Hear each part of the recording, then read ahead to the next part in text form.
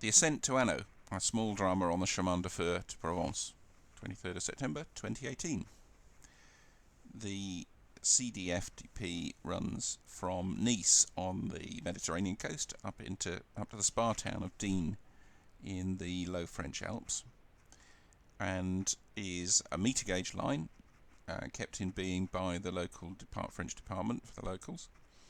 But at Pignes, about halfway along, the Groupe d'études de Chemin de Fer de Provence, the local, effectively, preservation society, run a steam depot where they keep, amongst other things, a Portuguese mallet locomotive number 211, which they use not every day during the week, but it's very French. They run a Sunday lunch trip to a town called Annot, about 15 miles away or so along the valley. And I was privileged to ride this in September 2018. Now, things went fine. We'd started away from Pignes. We had a bit of a stop at Entrevaux to pick up some extra passengers. So let's show you the video for that first part of the trip.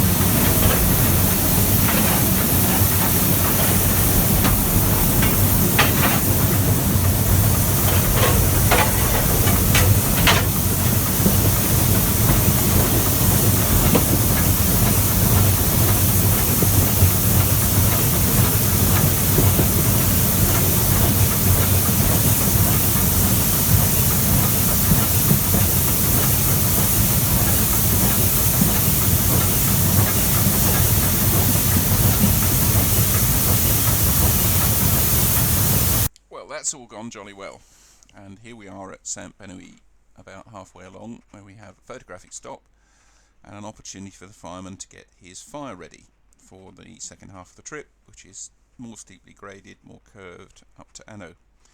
Unfortunately, he didn't, and when driver Lucille got back on, there was a certain amount of conversation about why hadn't the dampers been opened and what the steam pressure was. Anyway, we gallantly set off, but ran out of steam about a kilometre short of our destination at Annot, where we sat for 45 minutes while we made enough steam to get the train started on a gradient and a curve. And what you're about to see next is what happened next.